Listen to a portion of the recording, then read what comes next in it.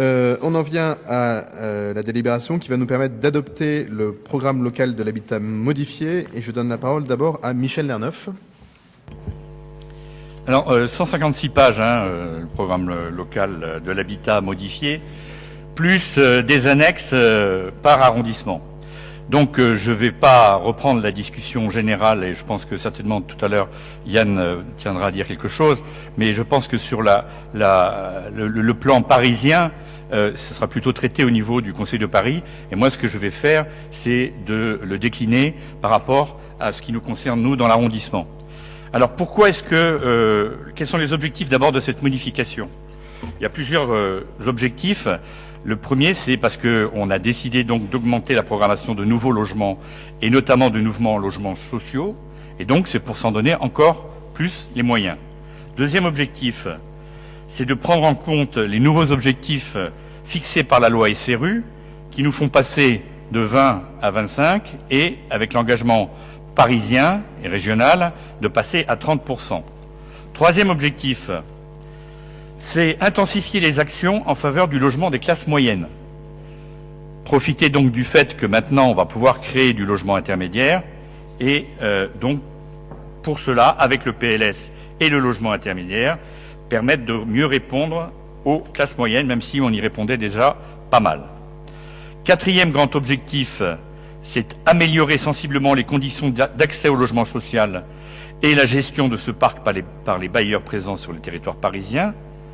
D'où les réformes des commissions d'attribution, la mise en place expérimentale, notamment dans le 18e et à l'Hôtel de Ville et dans quelques autres arrondissements, de la cotation, plus un certain nombre d'actions qui sont menées auprès des bailleurs pour faciliter les mutations internes. Et enfin, la mise en place d'un comité dédié au suivi de la gestion du parc des 4 bailleurs liés à la ville, que sont Paris Habitat, la RIVP, Elogi et la SIAMP. Dernier objectif, c'est poursuivre la requalification du parc de logements parisien et l'adapter aux exigences du plan climat-énergie. Et donc, pour cela, il y a l'OAHD, il y a l'OPA, il y a dans les prochaines semaines un plan dit 1000 immeubles destinés à rénover les passoires thermiques qui va être présenté. Et il y a aussi un objectif de 4500 logements sociaux par an qui devraient aussi être réhabilité. Alors maintenant, je viens à ce que cela signifie pour notre arrondissement. D'abord, le premier point, c'est donc augmenter l'offre de logements. On a voté très récemment le droit de préemption urbain renforcé. C'est un des éléments qui va nous permettre de continuer à travailler à l'augmentation de l'offre de logements. Il y a les biens de l'État.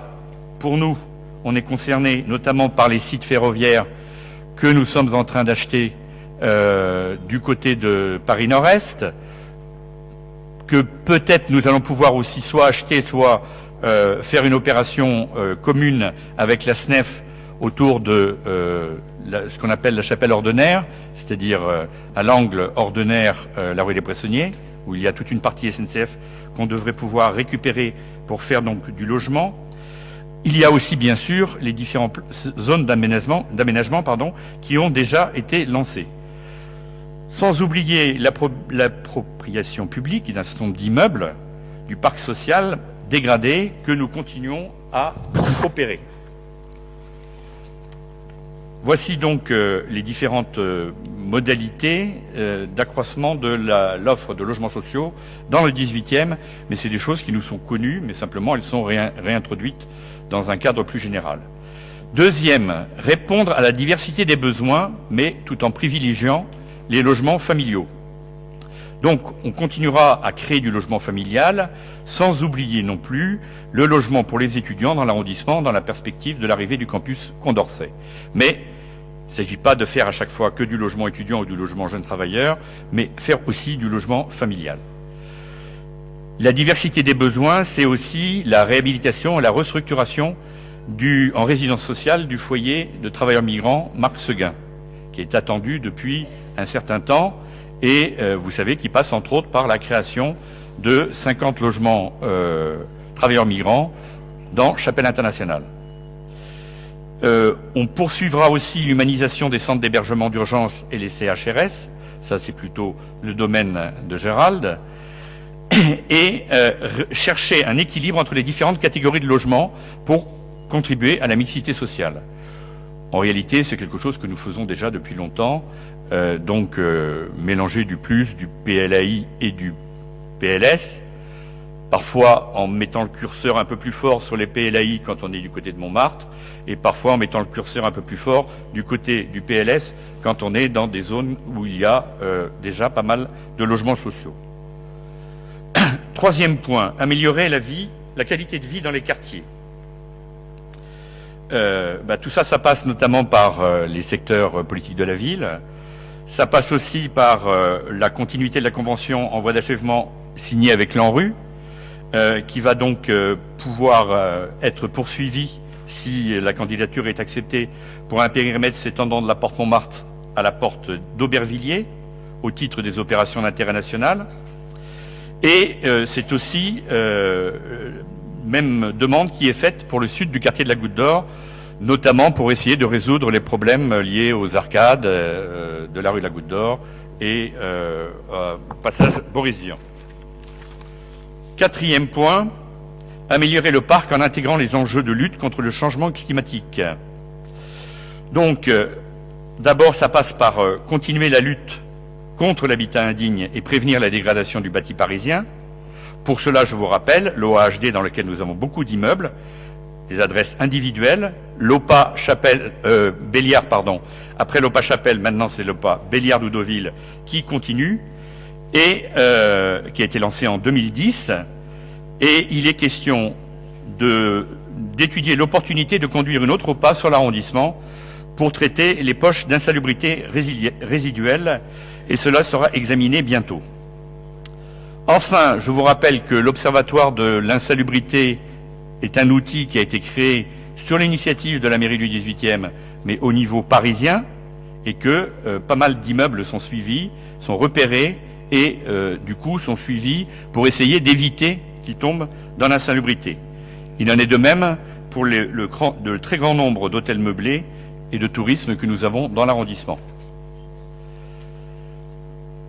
Il s'agira aussi, enfin, pour l'amélioration des performances énergétiques des logements, de mobiliser l'Agence parisienne du climat et le programme d'intérêt général copropriété Objectif Climat. C'est une possibilité d'obtenir, dans le cadre d'un certain nombre d'engagements pour améliorer les performances énergétiques des immeubles, l'occasion de pouvoir toucher des aides financières pour la réalisation notamment d'un diagnostic énergétique approfondi et d'un accompagnement des travaux. En complément, un travail statistique sur tous les immeubles parisiens sera conduit en 2015 pour identifier les immeubles qui présentent les indicateurs les plus négatifs, les passoires énergétiques.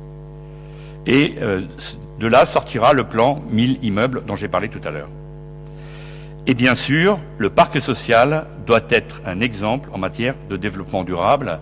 Et donc, un effort plus grand sera fait pour que toutes les réhabilitations s'efforceront d'atteindre une consommation énergétique conventionnelle de 80 kWh par mètre carré par an, ce qui, jusqu'à présent, n'était pas toujours très respecté, même si c'est parfois très compliqué. Voici, grosso modo, le panorama de ce qui est dit dans le plan local de l'habitat et qui concerne principalement le 18e. Je vous remercie. Merci beaucoup pour cette présentation précise. Est-ce qu'elle appelle des commentaires? Duška Marković et Yann, non? Et Duška Marković. Et Pierre-Yves Bournazel. Et Yann ensuite. Duška.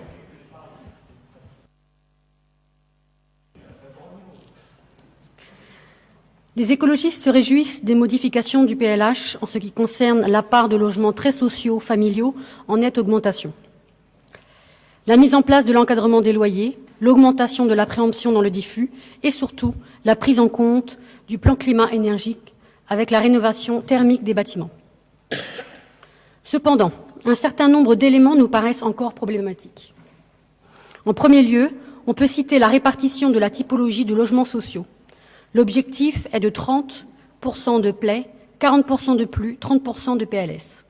Nous souhaiterions que la proportion de plaies, c'est-à-dire logement très social, atteigne 50% de la production, puisque les plafonds de ressources correspondent à 75% des demandeurs. Il faut que l'offre corresponde à la demande sociale. Il est nécessaire de se donner les moyens d'opérer un véritable rééquilibrage territorial pour que des logements soient produits en priorité dans les arrondissements déficitaires.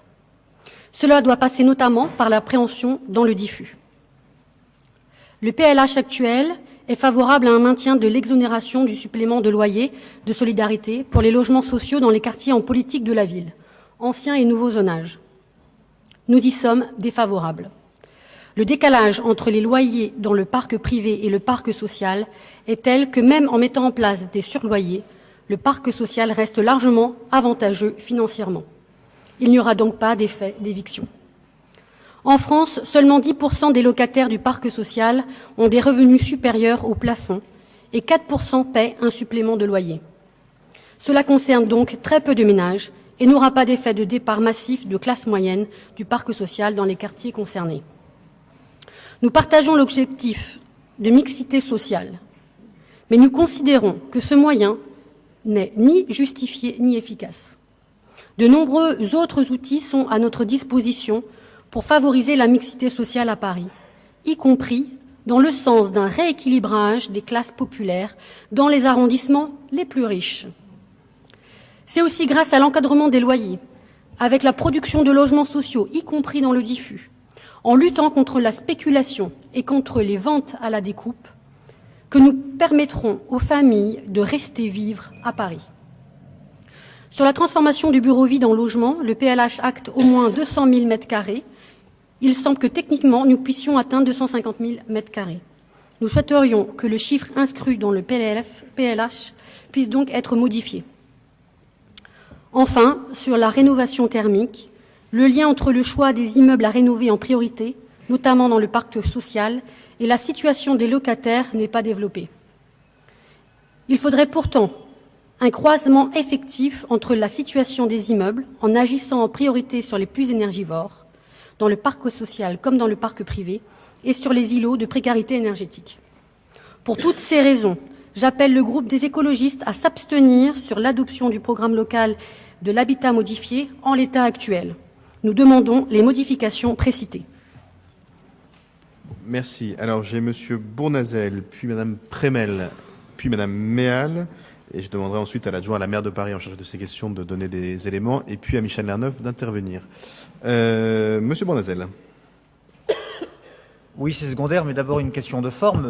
On n'est pas au Conseil de Paris, vous l'avez rappelé, donc l'adjoint au logement de la ville de Paris n'est pas là pour nous répondre, mais doit s'inscrire dans l'ordre effectif des choses et pas simplement venir ensuite nous donner des leçons dont on a déjà de nombreuses au Conseil de Paris, dont on se passerait volontiers au Conseil du 18e. Juste un mot là-dessus, comme ça vous pourrez faire de votre intervention sur le fond. Il n'est pas totalement absurde que quand on a la chance, puisque c'est comme ça, d'avoir un élu chargé de ces questions directement, il puisse apporter les éléments de complément et de réponse en ce qui le concerne. Et beaucoup des questions qui ont été posées, notamment dans les interventions précédentes et sans doute dans la vôtre, ne concernent pas directement ou uniquement le 18e. Oui, mais vous avez dit à Madame Méal tout à l'heure, alors qu'elle est présidente de la commission culture de la ville de Paris, qu'elle mélangeait le Conseil de Paris et son titre de conseiller de Paris et de président de la commission culture avec le Conseil du 18e. Il ne faudrait pas qu'il y ait deux poids, deux mesures. C'est tout ce que je voulais dire, mais c'est secondaire. C'est tout à fait secondaire.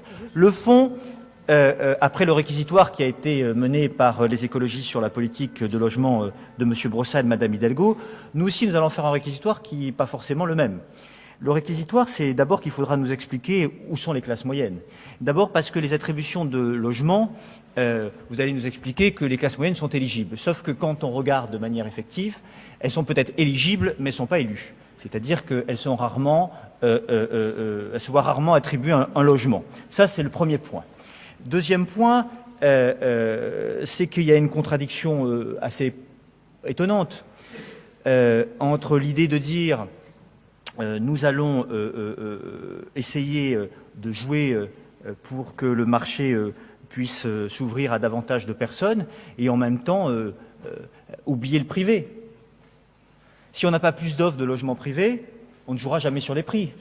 Nous considérons que c'est à l'échelle de la région Île-de-France que nous devons avoir plus d'offres de logements privés si on veut jouer sur les prix. Aujourd'hui, il y a un problème d'équilibre entre l'offre et la demande. Il y a plus de demandes que d'offres. Et si on veut un jour que les prix se stabilisent et baissent vraiment à l'échelle de la région et un jour dans Paris, il faudra plus d'offres. Et il faut bien que Paris y participe. Où est la vision de l'offre privée dans votre politique? Ensuite, sur les classes moyennes, non seulement elles sont éligibles, mais vous ne leur attribuez pas de logement, mais vous avez reconventionné depuis de nombreuses années un certain nombre de logements où vivaient les classes moyennes, et vous avez reconventionné ces logements en logements très sociaux, et ces classes moyennes, évidemment, se sont trouvées prises en étau. Et on sait très bien, et toutes les études le démontrent, qu'aujourd'hui, il y a une juxtaposition de plus en plus forte à Paris, les dernières études l'ont démontré, entre ceux qui sont les plus précaires et ceux qui sont les plus riches. Et on aura beau le tourner comme on veut, toutes les études le montrent, et qu'à un moment donné, les classes moyennes sont décisives dans le vivre ensemble, dans tous les quartiers, parce que c'est elles qui font justement le lien, et quand il manque un maillon dans la chaîne, progressivement, il va y avoir un problème. Et donc, il faut absolument penser aux classes moyennes dans les attributions de logements. Il ne suffit pas de dire qu'elles sont éligibles, il faut les faire élire dans les choix des attributions.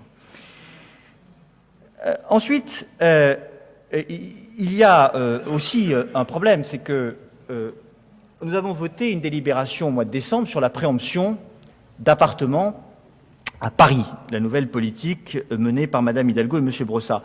Sauf que ces 800 millions d'euros, nous nous proposons de les garder pour le logement social, mais nous proposons que ça aille sur du neuf. Toutes les études démontrent que ce qui manque, c'est du neuf. C'est pas de prendre un appartement qui existe déjà et de le transformer par une autre catégorie, pour choisir une population et en mettre une autre, c'est de faire en sorte qu'il y ait de nouveaux logements pour qu'il y ait plus d'offres aussi de logements sociaux.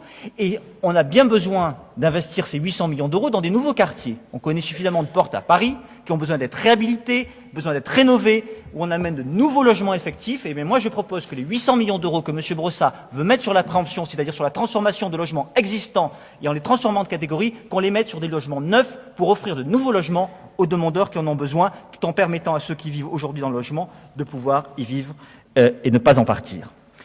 Et puis, où est l'accession sociale à la propriété? Bah oui, il y a des gens qui n'ont pas les moyens de devenir propriétaires. Elle est où l'accession sociale à la propriété? Quand on a payé régulièrement son loyer, quand on s'est bien comporté, qu'on a été dans un logement social, qu'on a progressé tout au long de sa vie parce qu'on a eu des revenus qui ont augmenté, et qu'à un moment on veut acquérir son logement et le transmettre à ses enfants, elle est où votre politique en matière d'accession sociale à la propriété? Ne serait-ce que pour des petits logements ou des logements de taille moyenne, parce que je sais que pour les très grands logements c'est plus compliqué parce que ça reviendrait cher, mais déjà sur des petits logements ou des logements de taille moyenne, ça serait bien de faire de l'accession sociale à la propriété. Ça, on n'en entend pas parler. Donc, au fond, on voit bien que la stratégie qui est menée maintenant depuis 10 mois, c'est une stratégie des mots.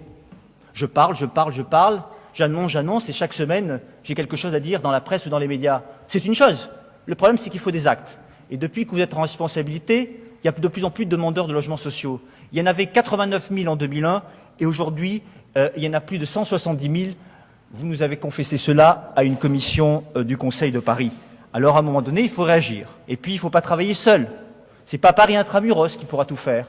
C'est à l'échelle de la région, c'est à l'échelle de la métropole qu'il faut agir. Et là, où sont les synergies? Où sont les volontés politiques d'agir en concertation pour avoir une stratégie d'urbanisme, une stratégie de logement pour les plus précaires, pour les classes moyennes, pour l'accession sociale à la propriété, et puis pour les classes moyennes un peu plus supérieures, qui ont la chance de pouvoir acheter dans le privé, à qui il faut bien proposer de l'offre si on veut jouer, comme je l'ai dit tout à l'heure, sur les prix. Cela, on ne le voit pas. Et puis enfin, je n'avais pas prévu de le faire, mais puisque M. Brossat va s'exprimer après moi, je vais lui poser une question. Comment on peut être adjoint en charge du logement à la ville de Paris, être membre de la commission d'attribution de la ville de Paris, des logements, tenir soi-même des permanences, recevoir des demandeurs de logement social? Que leur dites-vous, au fait, à ces demandeurs de logements sociaux? Que vous ne pouvez pas leur attribuer de logement? Qu'il faut aller voir ailleurs? Ou est-ce que vous leur expliquez, vous, qui êtes membre de la commission d'attribution et adjoint au logement et qui avez le pouvoir, que vous pouvez leur avoir un logement? Nous aimerions savoir, dans la transparence, dans l'équité, dans l'éthique et votre morale, ce que vous leur dites lorsque vous recevez des demandeurs de logements sociaux, alors que vous avez le pouvoir et que vous nous expliquez qu'il y a maintenant des points et des critères objectifs. Si critères objectifs il y a, alors vous n'avez plus à les recevoir, puisque de toute façon, vous ne pouvez rien faire pour eux.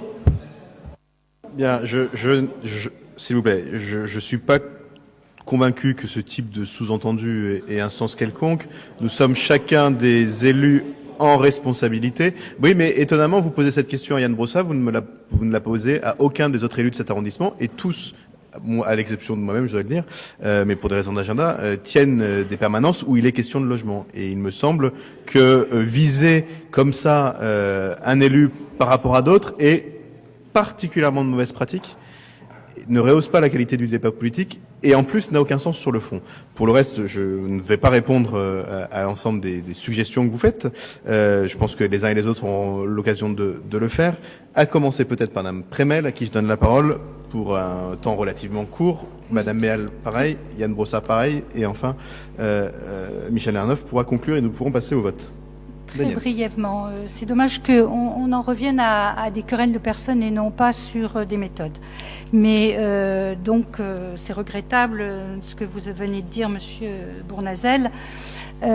Nous sommes aussi à la commission, moi je suis à la commission d'attribution aussi, je crois que c'est depuis que nous avons la cotation, depuis que nous avons l'anonymat, on voit effectivement comment aussi maintenant se met en place une réelle qualité en tout cas d'attribution par rapport à ce qui a pu exister il y a bien longtemps.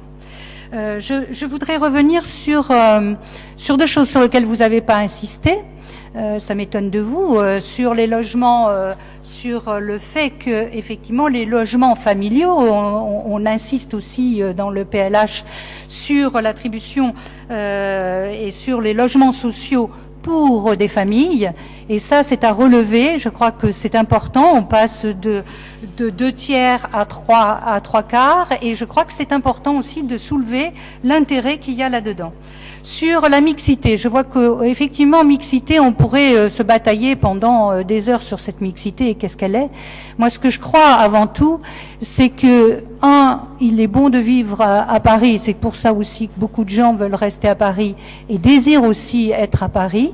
Mais c'est aussi quand on est sur du logement intermédiaire, on est aussi avec des gens qui travaillent, on a des infirmiers, on a tout un tas de personnes qui sont de la couche moyenne.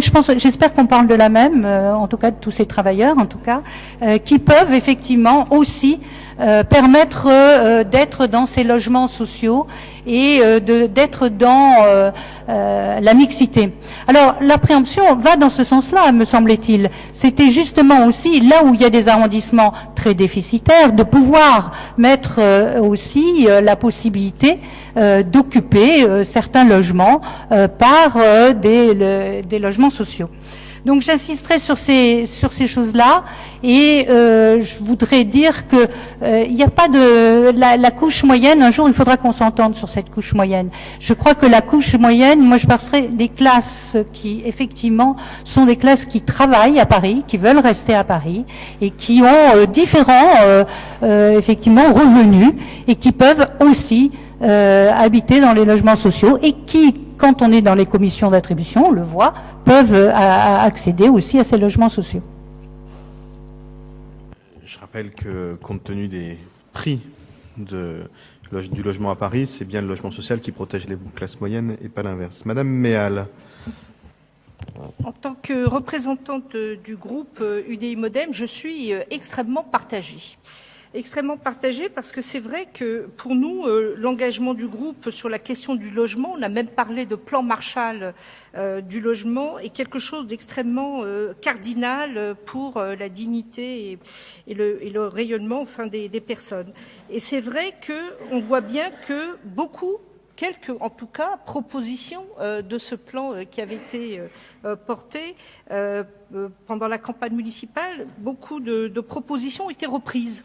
Donc, je l'ai cité pêle-mêle, la création des 10 000 logements, le rééquilibrage géographique de l'implantation des logements, l'objectif de mixité sociale et fonctionnelle, enfin l'équilibre entre les logements et les activités, l'affectation des 50% des surfaces créées par les opérations d'aménagement du logement, la transformation des 200 000 mètres carrés de bureaux en logement, et puis l'objectif, vous l'avez tous signalé, des logements familiaux et 35% de T4, la lutte contre l'insalubrité, et notamment la question aussi des foyers de travailleurs migrants, la baisse de la consommation d'énergie de bâtiments sur le plan climat. Donc c'est 50% où on pourrait dire qu'on serait relativement d'accord. Par contre, il reste les autres 50%, et c'est bien évidemment, par rapport à notre programme, l'objectif de création des 30% de logements sociaux en 2030, sur lesquels nous ne sommes pas d'accord, parce que nous considérons que c'est encore une surenchère, la réduction des 25% des émissions de gaz à effet de serre sur l'ensemble du parc de logements à l'horizon 2020, alors que la moyenne, en tout cas nationale, est de 20%. Encore une fois, toujours cette surenchère. Et puis, je pense que Pierre-Yves a bien développé la question des logements intermédiaires, où en effet, ça reste quand même un trou béant, même si ils sont appelés de vos voeux. Et enfin, l'absence d'une stratégie perspective métropolitaine en matière de logement. Et je voudrais aussi rappeler que lors du débat budgétaire de décembre, le groupe UDI Modem a rappelé son attachement à l'aide à l'accession à la propriété, en déposant un vœu visant à augmenter de 50% l'enveloppe dédiée au prêt Paris Logement à 0%.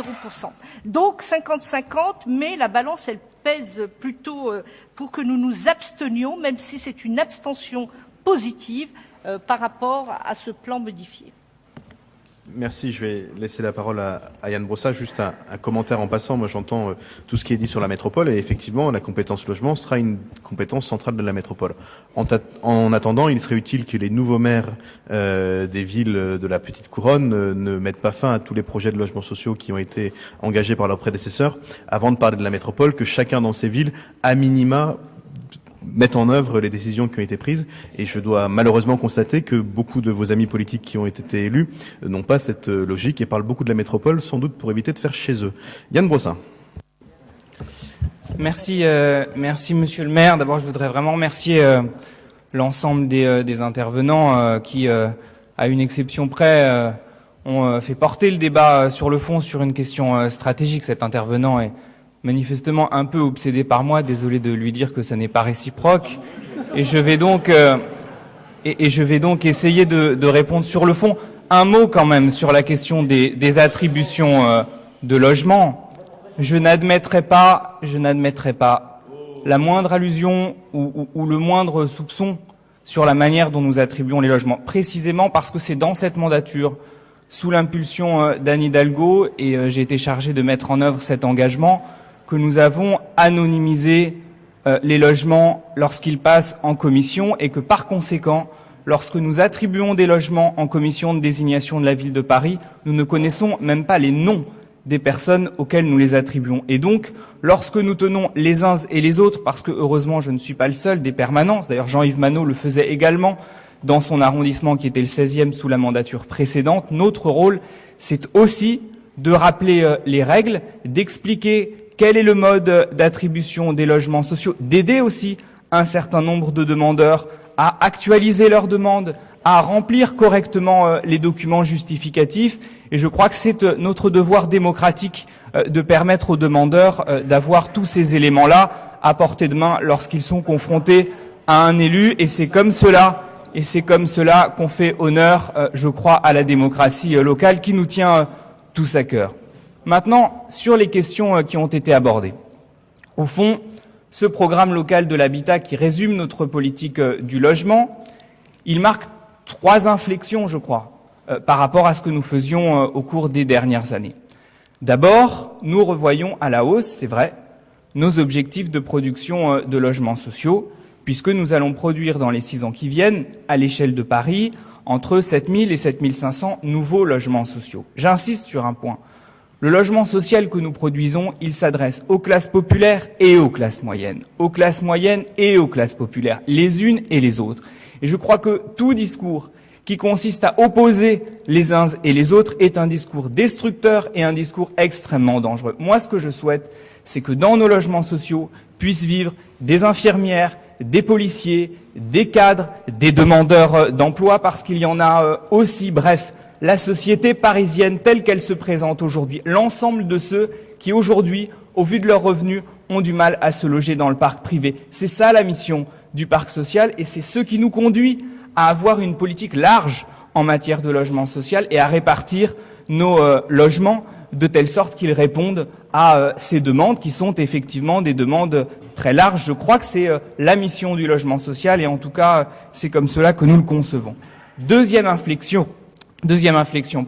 les logements pour les familles. Je crois que c'est un sujet absolument majeur. Nous avons besoin de grands logements et notamment de logements pour les familles. Vous savez, le 24 décembre dernier, j'ai passé le réveillon dans un centre d'hébergement du 19e arrondissement, le centre d'hébergement Pauline Roland. Combien de femmes, en l'occurrence, puisque c'est un centre d'hébergement pour femmes avec leurs enfants, restent 1 an, 2 ans, 3 ans dans ces structures-là parce qu'il nous manque des logements sociaux qui leur permettraient de sortir de ces structures. Eh bien, je crois que pour répondre à leurs demandes, pour libérer un certain nombre de places dans des foyers, dans des centres d'hébergement, nous avons besoin de produire du logement à destination des familles, ces familles qui sont en grande difficulté, mais aussi les familles de la classe moyenne. J'en viens à la troisième inflexion, la troisième innovation de ce programme local de l'habitat, c'est le développement du logement intermédiaire. Et notamment dans le 18e arrondissement, notamment dans des quartiers comme La Chapelle, nous allons avoir l'opportunité de développer du logement intermédiaire à destination des familles de la classe moyenne. Et c'est, je crois, un élément absolument majeur. Nous allons produire chaque année entre 1000 et 1500 logements intermédiaires. C'est de l'offre nouvelle et c'est de l'offre pour les classes moyennes parce que nous souhaitons que les classes moyennes puissent vivre dans cette ville, puissent vivre à Paris. Un dernier mot sur le secteur privé. Nous ne sommes pas contre l'accession à la propriété. D'ailleurs, il y a dans ce PLH une proportion importante de logements qui seront de l'accession à la propriété, qui sont des logements libres. La question qui se pose, et c'est une question que je vous pose de manière tout à fait honnête, même si évidemment j'ai une part de réponse qui est celle qui est apportée par le PLH. Comment est-ce qu'on fait en sorte que des Parisiens de la classe moyenne puissent accéder à la propriété? Est-ce que la question, c'est simplement d'avoir un prêt de la ville, ou est-ce que ça n'est pas plutôt de travailler de manière intelligente avec les promoteurs, comme l'ont fait un certain nombre de villes? Je pense à Saint-Ouen, je pense à Nanterre, je pense à Pantin, qui ont permis que nous ayons des prix d'accession maîtrisés. C'est-à-dire qu'au lieu d'avoir du 10 000 ou 12 000 euros du mètre carré comme on a en ce moment au Batignolles, on ait des prix qui soient bien inférieurs parce que chacun a fait des efforts, parce que la ville aura fait des efforts sur la charge foncière, parce que le promoteur aura fait des efforts sur ses marges. C'est comme cela qu'on réussira à faire en sorte que les classes moyennes puissent vivre à Paris. Vous savez, c'est ce que les promoteurs disent eux-mêmes. Aujourd'hui, les promoteurs privés nous disent à 10 000, 12 000, 13 000 euros du mètre carré, je ne trouve pas preneur. Et donc c'est avec eux qu'il faut que nous travaillions pour faire en sorte qu'on ait des prix d'accession maîtrisés. Et c'est d'ailleurs l'un des chantiers sur lesquels nous travaillons qui va déboucher dans les semaines qui viennent, une charte promoteur qui engagera la ville et le secteur privé pour avancer sur cette question. D'autres villes l'ont fait, nous devons le faire et c'est comme cela que nous avancerons sur ce sujet. Merci à ce titre. Le programme dont nous avons d'ailleurs posé la première pierre rue Béliard est une première réponse pour faire dans les quartiers populaires de l'accession à la propriété à des prix relativement maîtrisés parce qu'on peut aussi penser en matière d'innovation et les promoteurs, en l'occurrence ceux qu'on a vus, Yann Brossa et moi-même à cette occasion, ont beaucoup d'idées pour avancer et nous, on est là pour les aider aussi à mettre en œuvre. Tout ne passe pas forcément systématiquement par l'action publique. Donc Pierre-Yves Bournazel m'a redemandé la parole. Si c'est pas pour une mise en cause personnelle, je veux bien vous la laisser pour quelques instants. Si c'est pas le cas, je vais demander à Michel Lerneuf de conclure. Monsieur Bournazel. Si c'est une mise en cause personnelle, simplement pour dire que mon obsession, elle est contre le dogmatisme de la politique qui est menée et dire qu'il n'y avait pas de fonds alors que j'ai évoqué l'accession sociale à la propriété, j'ai évoqué les classes moyennes, j'ai évoqué la métropole, j'ai évoqué les 800 millions d'euros sur la préemption plutôt sur des nouveaux logements et notamment sur la réhabilitation des ports. C'est une vraie politique. Et vous m'excuserez, une opposition a le droit de poser des questions. Oui, ma question était pertinente. L'adjoint au logement, c'est-à-dire celui qui oriente la politique du logement de la ville de Paris, celui qui est membre de la commission d'attribution des logements sociaux, reçoit dans une permanence des demandeurs de logements sociaux. Il nous explique, j'en prends acte, que donc il leur explique comment ça fonctionne et qu'il leur dit qu'il ne peut rien faire pour eux, j'espère que cela est vrai, et que rien ne démontrera le contraire, et notamment des interventions et des courriers où ces personnes seraient signalées. Parce qu'alors à ce moment-là, vous seriez pris en délit de mensonge. Je propose que chacun soit juge par lui-même des propos qui viennent d'être tenus. Alors, j'ai Monsieur Hénoré et Madame Boyer. Moi, je veux bien tout ce qu'on veut, mais je vous demande d'intervenir brièvement, et je redis que on est dans un débat qui a une forme de tenue. Je crois que Michel Lerneuf a aussi des réponses à apporter à l'ensemble des interrogations légitimes qui ont été portées. Si c'est pour ramener le débat à des choses de ce type, très franchement, moi je laisserai juge le public et ceux qui nous regardent et les élus. Je crois que c'est pas à la hauteur de notre débat. Donc Monsieur Honoré puis Madame Boyer, oui. Et soyez responsable de vos propos, ça me paraît utile. Merci, monsieur, pardon, excusez-moi, merci, monsieur le maire. Je suis toujours responsable de mes propos et après, on juge, mais c'est moi qui décide ce que je veux dire. Oui, bien sûr, mais nous sommes en démocratie, liberté d'expression. Je voulais simplement faire une précision et le dire ici. Il se trouve que je fais partie de la commission d'attribution des logements de la ville de Paris, au titre de l'opposition. D'accord ? Ma présence dans cette commission, je veux le dire d'une manière claire, nette et précise, ne signifie pas validation et ne signifie pas caution du système mis en place. J'aurai l'occasion de m'exprimer sur ce sujet en temps utile. Je ne voudrais pas que parce que l'opposition est représentée par ma personne à cette commission, on puisse dire, s'il y a l'opposition qui jusqu'à maintenant n'a rien dit, c'est que tout va bien. Ce n'est pas... Voilà, je voulais simplement faire une mise au point, et lorsque j'aurai quelque chose à dire, je ne demanderai pas la permission à qui que ce soit, je ferai les remarques et je prendrai les positions qui conviennent sur le système lorsque je le jugerai utile. Voilà. Bien. Madame Boyer. Oui. Oui, mais c'est vrai qu'il ne marche pas. Ça marche là ? Parfait. Alors, c'est une question pour Monsieur Lerneuf concernant les hôtels meublés, parce qu'on n'en parle jamais. Les hôtels meublés, qui sont très nombreux dans la fiche 18e, nous avons pratiquement une centaine d'hôtels meublés qui pratiquent l'hébergement social, souvent dans un état vraiment de délabrement, en tout cas pas du tout HQE, et vraiment qui n'honore absolument pas l'offre en logement que nous pouvons offrir aux gens qui sont même en difficulté. Alors, moi je ne comprends pas pourquoi on s'en tient, c'est le statu quo. Disons, on considère que c'est une forme normale, que ça doit exister.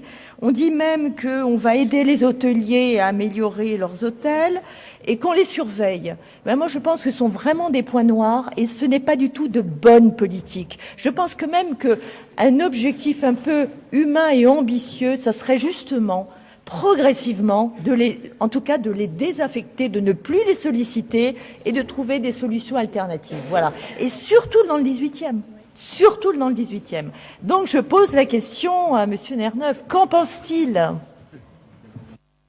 Alors, comme il s'agit d'une nouvelle question, avant de laisser la parole à Michel Lerneuf, cette question, je vais peut-être donner la parole à Gérald Briand, qui suit de plus près la politique d'hôtel, qui est une vraie politique problématique. Juste un mot préalable pour conclure les échanges qui ont eu lieu. Moi, je vois bien la manœuvre politique qui est en cours pour essayer de laisser imaginer que notre pratique en matière d'attribution de logement ne serait pas transparente et démocratique. Je le dis à l'opposition très franchement, vous vous trompez si vous imaginez une seule seconde tromper n'importe quel Parisien sur ces questions.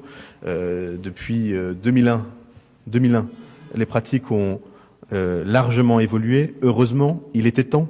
et ce n'était pas notre majorité qui pratiquait comme d'autres l'ont fait. Et moi, je ne crois pas une seule seconde que vous convaincrez un quelconque Parisien avec ce genre d'intervention sur un sujet qui, très clairement, s'il y a bien un sujet sur lequel les évolutions sont notoires, ou les ruptures, absolument, Daniel Vaillant me souffle le mot, les ruptures sont fondamentales, c'est celui-là. Et je crois que vous engagez un bien mauvais combat et qui n'est vraiment pas à la hauteur de ce que doit être notre débat politique aujourd'hui, et qui est en tout cas pas à la hauteur de ce qu'attendent les Parisiens et les Français du débat politique aujourd'hui. Gérald Briand, sur les hôtels, qui sont pour le coup un vrai sujet, et un sujet compliqué et qu'il convient d'évoquer.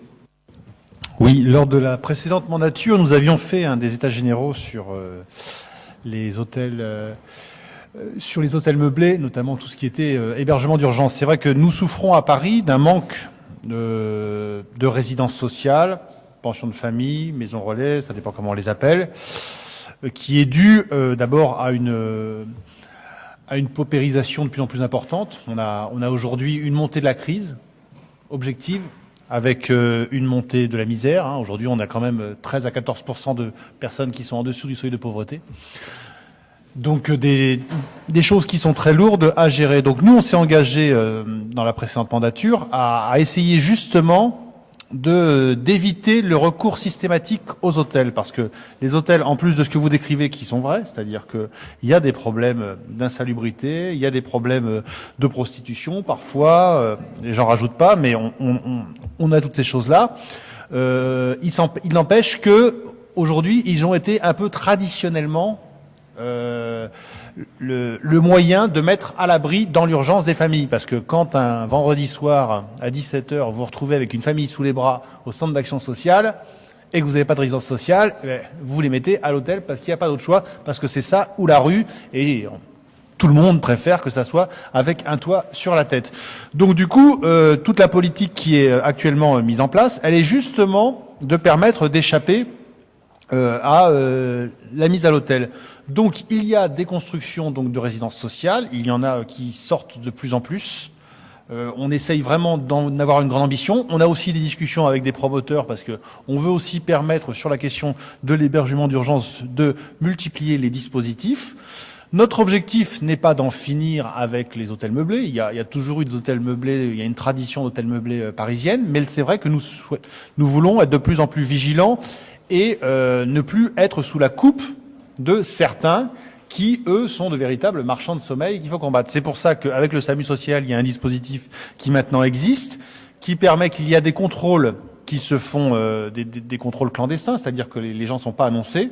Il y a des inspecteurs du SAMU social qui vont visiter, qui retirent l'agrément en cas de besoin. Il y a des négociations sur les tarifs. Enfin, il y a toute une politique qui est aujourd'hui mise en place et qui, de mon point de vue, ne porte pas encore assez ses fruits, mais qui est engagé, et j'espère encore qu'on va pouvoir faire de nouvelles propositions dans les mois qui viennent pour avoir en plus des dispositifs qui puissent aider à décongestionner. Mais c'est vrai que vous avez raison, c'est une vraie difficulté, et c'est vraiment pour nous un des dossiers prioritaires sur lequel on s'attelle. Merci. Michel Lerneuf. Bon, beaucoup de choses ont été dites, je ne vais pas répéter l'interrogation, mais qui me paraît très importante. Toujours parler de la classe moyenne, qu'est-ce qu'on met derrière? C'est quoi? C'est à partir de combien? C'est à partir de 1500, 2000, 3000, combien?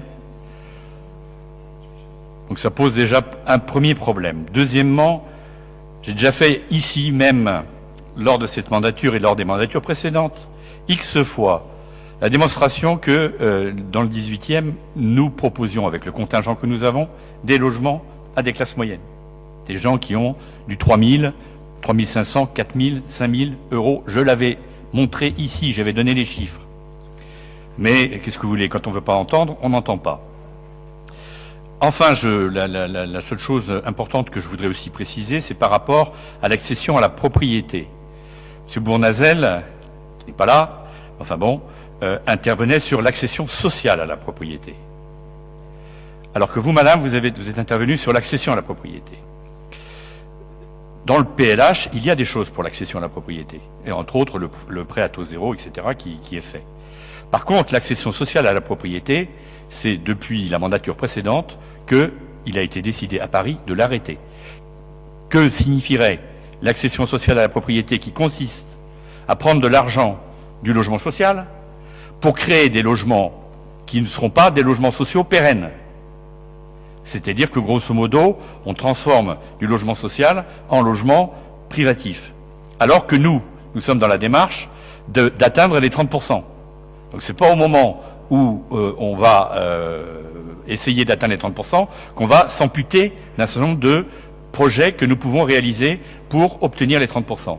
Et en plus de cela, les dernières opérations de 1% de accession sociale à la propriété, je vous le rappelle, ont été faites entre la rue du Nord et la rue Émile Chêne, hein, et il y avait eu une précédente qui était rue des Amiraux. Ce sont les dernières, et au jour d'aujourd'hui, vu le prix du foncier, vu le coût de ce montage de l'accession sociale à la propriété, il a été déjà décidé, et c'est confirmé maintenant, de ne plus réaliser d'accession sociale à la propriété. Je rappelle, l'accession sociale à la propriété, ça s'adresse à tous les gens qui sont locataires de logement social, qui peuvent candidater, et après ils sont tirés au sort.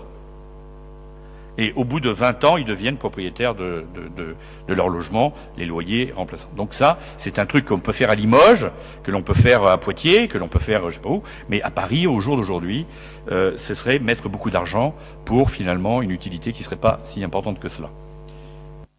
Merci pour tous ces éléments utiles. J'ai bien compris que le débat rebondira au Conseil de Paris, mais on voit bien que pour ce qui est du 18e, tout ça va nous apporter des évolutions que nous jugeons positives. Je vous propose donc que nous adoptions ce programme. Qui est pour? Qui est contre? Qui s'abstient? Il est adopté. Je vous en remercie.